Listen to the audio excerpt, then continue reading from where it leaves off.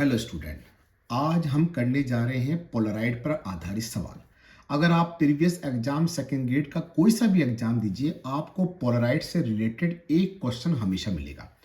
Previous जो question है वो हम क्लासों में करवा चुके हैं। अब हम केवल बात कर रहे हैं नए जो क्वेश्चन आ सकते हैं। ठीक है, आइए। ध्रुवक और विश्लेषक इस प्रकार रखे हैं कि विश्लेषक से निर्गत प्रकाश की तीव्रता अधिकतम हो। हमेशा याद रखिए, मेलस के नियम में एक तो होता है पोलराइजर, एक होता है एनालाइजर। पोलराइजर यानी कि अपना पास हुआ ध्रुवक, एनालाइजर यानी कि अपने पास हुआ विश्लेषक। जब भी आपको बोले विश्लेषक से निर्गत प्रकाश की तीव्रता अधिकतम है, तो समझ जाना कि इन दोनों की प्रकाशिक एक दूसरे के समांतर है, जैसे ये और ये। ठीक है, अब चलो आओ। अब विश्लेषक को कितना कोण घुमाएं कि निर्गत प्रकाश की तीव्रता 1/4 हो जाए। तो चलिए करते हैं, मेलस के नियम के पास चलते हैं।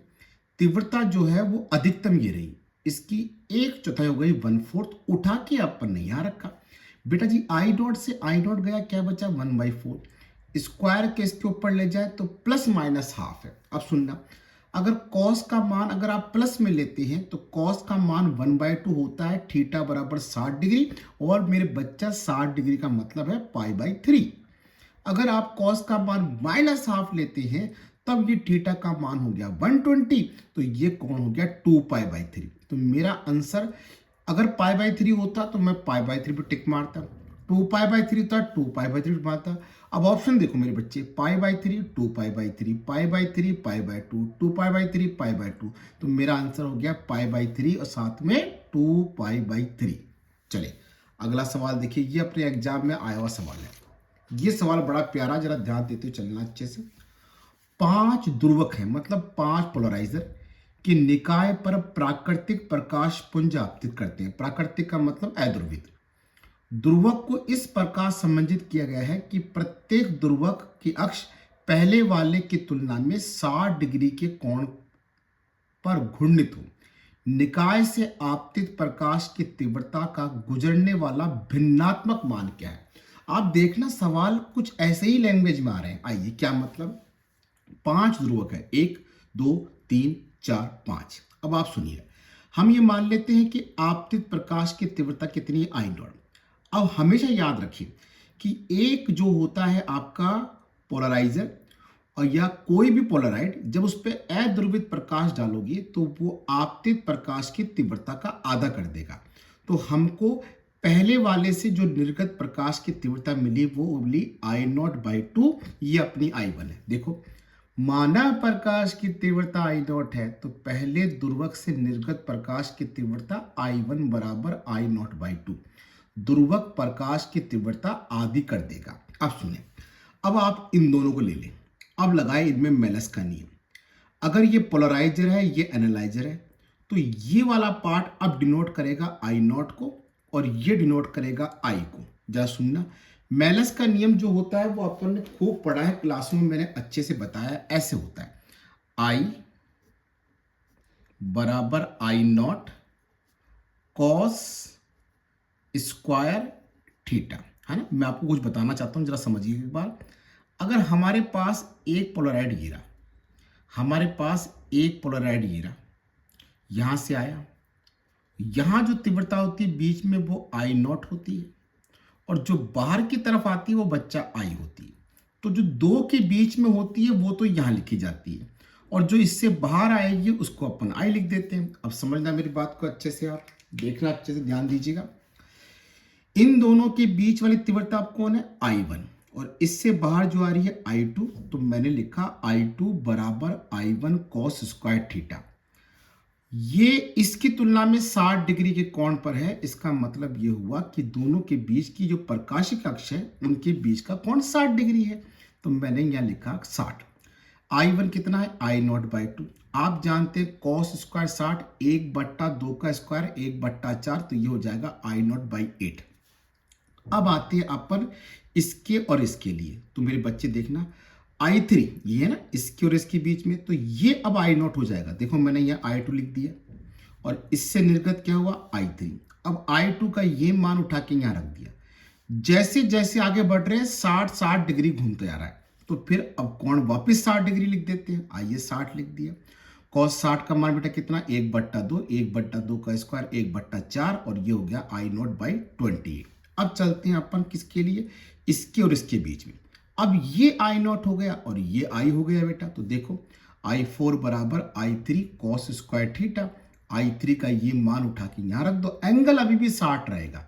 तो ये हो गया I0/32, इसका मान आएगा 1/4, स्क्वायर करा 1/128। ठीक है, अब आ जाओ, अब आते हैं इसके और इसके बीच में। तो बच्चा ये I0 हो गया और ये I हो गया। देखो I5 बराबर I4 कॉस स्क्वायर थीटा, इसको इधर लाओ, एंगल रखो 60, 1/4 को 128 से गुणा करेंगे, कितना आएगा 512। 1/4 का मतलब समझे ना, कॉस 60 का मान 1/2 आएगा, उसका स्क्वायर करेंगे तो 1/4 आएगा। ठीक है ना, तो इसका मतलब ये देखें, आपतित प्रकाश ये रहा, ठीक है ना, और निर्गत प्रकाश ये रहा। तो सवाल वाले ने क्या पूछा है, निकाय से आपतित प्रकाश की तीव्रता का गुजरने वाला भिन्नात्मक मान बताओ। तो मेरी बात सुने, अपन इस I0 को नीचे ले लें, तो I5/I0 आपतित की तुलना में गुजरने वाला मान हो गया 1/512।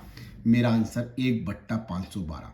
अगर इसमें कोई 1 2 3 4 ही लगा देता तो हम यही रुक जाते, तो मेरा आंसर होता है 1/128। अगर कोई इसमें 1 2 3 लगा देते तो हम 3 तक रुक जाते। तो जितने बोले उसी हिसाब से अपन आगे बढ़ेंगे। क्लियर, चलो अगला सवाल देखते मेरे बच्चे। ये बड़ा प्यारा सवाल है। एन दुर्वक शीटों को इस प्रकार व्यवस्थित किया जाता है कि प्रत्येक के बढ़ने से शीट के साथ 45 डिग्री का कोण बनाती है। मतलब एक का 45, फिर 45, फिर 45, फिर 45 बढ़ता जाएगा। आई तीव्रता का एक अदुर्वित प्रकाश इस प्रकार आपतित करते हैं कि निर्गत तीव्रता I/64 प्राप्त होती है। तो बताइए n का मान कितना है, मतलब कितने पोलराइड का यूज किया गया है। तो सुनिए, हम एक काम करते हैं, पोलराइड मुझे तो पता नहीं कितने, पर मैंने पहले पर आपतित प्रकाश की तीव्रता बोली है उसने, I तीव्रता का अदुर्वित प्रकाश आपतित करा, तो I से आया I/2, है ना, यहां से आएगा तो सीधा आधा हो जाएगा। अब वही काम करना जो अभी अपन थोड़ी देर पहले किया था, इसके और इसके बीच की बात कर रहे हैं। तो इसको तो मानेंगे I0 और इसे मानेंगे I। देखो I2, इसको मान लिया अपन ने I0 और दोनों के बीच का कोण 45, यहां रखा 45। कॉस 45 का मान मेरे बच्चा कितना होता है, 1/√2। मैं लिख देता हूं आपको याद रहे, चूंकि कॉस 45 का मान ये मेरे पास हो गया 1/√2। अब 1/√2 का स्क्वायर करोगे तो 1/2, और 1/2 करोगे तो I/2 का स्क्वायर। अब सुनना, अब इसके और इसके बीच की बात हो रही है, तो इसको तो I0 मान लेंगे, इसे I मान लेंगे। तो आओ इसको लाओ I3 और I2 जो अपना आया ना ये वाला मेरे बच्चा, इसको उठा के अपन ने यहाँ रख दिया। अभी मेलस का नियम लगाया अपन ने वापस, cos स्क्वायर 45, तो ये हो गया मेरे पास वही 1/2 आएगा, ये 2 स्क्वायर है, 1/2 आएगा, 2 क्यूब हो जाएगा। इसका मतलब एक से आया, यहां से आया तो I/2, यहां पहुंचा तो I/2 का स्क्वायर, यहां पहुंचा तो I/3 का स्क्वायर। तो अगर n से गुजरे तो तीव्रता कितनी होगी, I/2 की पावर n। भाई देखो, यहां से एक से आया तो I/2, 2 से गुजरा तो I/2 का स्क्वायर, देखो ना I2 का मान आ गया, 3 से गुजरा तो I/2 की पावर 3। तो अगर ऐसे n से गुजरे तो निर्गत प्रकाश की तीव्रता होगी I/2 की पावर n। अब सवाल ने कहा है कि निर्गत तीव्रता I/64 है, तो इस तीव्रता को रख देते हैं अब I/64।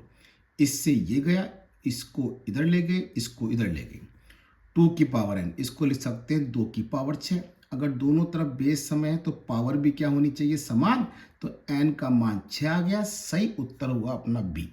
आप सवाल देखिए, बड़ा प्यारा और अच्छा सवाल है। चलिए अगला सवाल देखते हैं मेरे बच्चे, ये भी अच्छा सवाल है।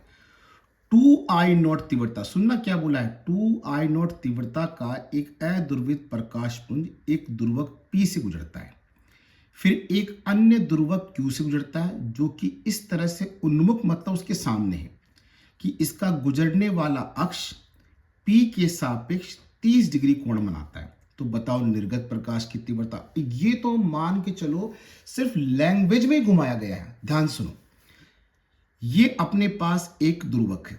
अगर आपतित तीव्रता 2I0 है तो ये क्या करेगा, इसका आधा कर देगा, तो I1 का मान हो जाएगा इसका आधा।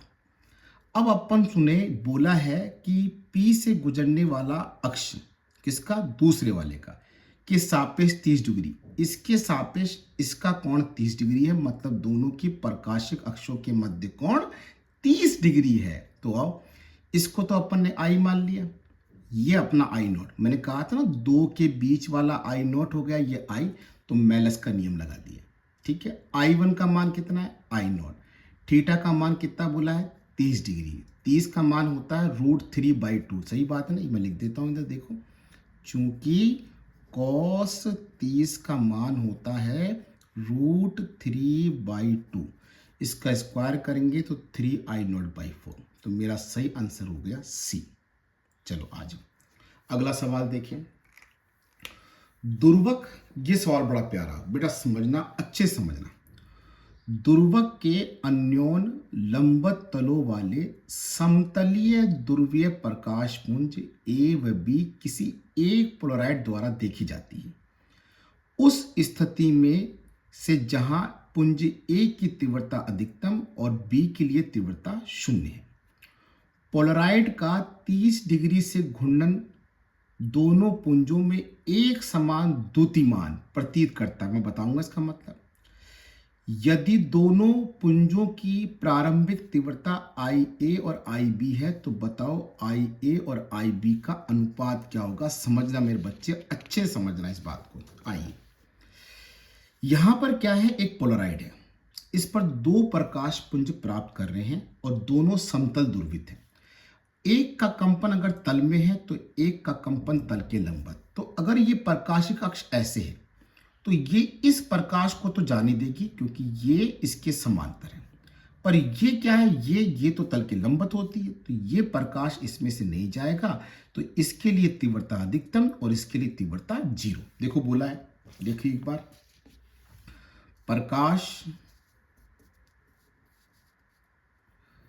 प्रकाश पुंज ए और बी एक पोलराइड से दिखी जाती है उस स्थिति में जहां पुंज ए की अधिकतम और ब्रैकेट में लिखा है बी की 0 तीव्रता है। दुर्वण में देखिए लंबवत तलों वाले, लंबवत तलों वाला समझ रहे हैं ना मेरी बात को, समझना एक बार कि एक कंपन तल में हो रहा है, एक कंपन तल के लंबवत हो रहा है। अब आइए, अब पोलराइड को 30 डिग्री घुमाया जाता है, तो मेरी बात सुनना, अगर पोलराइड को 30 डिग्री घुमाया जाए तो ये प्रकाशिक अक्ष अगर इस वाले के साथ, एक प्रकाशिक अक्ष जो है इस वाले के साथ अगर 30 का बनाएगी तो 90 घट में से 30 घटाइए, इसके लिए ये बनाएगी 60 का। तो सर एक बात तो बताओ, 90 से घटाया, अरे मेरे बच्चे ये दोनों एक दूसरे के लंबवत है, अगर इसको आपने 30 डिग्री पे घुमाया तो ये इसके साथ 30 डिग्री का कोण बनाए तो 100% गारंटी है इसके लंबवत वाले के साथ कितना कोण बनाएगी, 60 डिग्री। मैं आपको बता भी देता हूं, जरा देखो एक बार, जैसे ये है 2, ठीक है ना, अब आपने 30 डिग्री घुमाया तो इसके लिए अगर 30 डिग्री है ए वाले के लिए, तो बी वाले के लिए ये वाला कोण कितना होगा मेरे बच्चा, 60 डिग्री। ठीक है, आइए, ए के लिए 30 डिग्री और बी के लिए 60 डिग्री, दोनों पुंजों में एक समान द्युतिमान का मतलब है कि निकलने वाले प्रकाश की तीव्रता समान है। तो चलिए मेलस का नियम लगाते हैं। आपतित पुंज ये है तो इसको तो लिखा IA और इसके लिए कोण cos स्क्वायर 30, इसके लिए ये पुंज है तो आपतित कितना है IB और लिखा cos स्क्वायर 60। अब जब ये दोनों बाहर आएंगे ना मेरे बच्चे तो इन दोनों की तीव्रता क्या है, समान है। भाई मेलस का नियम यही तो कहता है, I बराबर I0 cos स्क्वायर थीटा। ठीक है, तो अगर अपन ने इस पर आपतित तीव्रता IA लिख दी तो इसके लिए कोण 30, इसके लिए कोण की तीव्रता IB लिख दी तो कोण कितना, 60, और दोनों प्रकाश पिंजों में एक समान द्युतिमान अर्थात तीव्रता, समान तीव्रता आती है, तो दोनों को बराबर कर दो। ये आया 3/4, cos 30 का मान जानते √3/2, इसका मान 1/4, इससे कट गया, IB को नीचे ले जाइए, IA/IB का मान 1/3। क्लास में नॉर्मल सवाल आपको क्लासों में करवाए गए हैं, ये अपने 5 सवाल और हैं जिनको आप अच्छे से तैयार करिए। तो स्टूडेंट, आज वाली क्लास यहीं ख़त्म करते हैं। जय श्याम।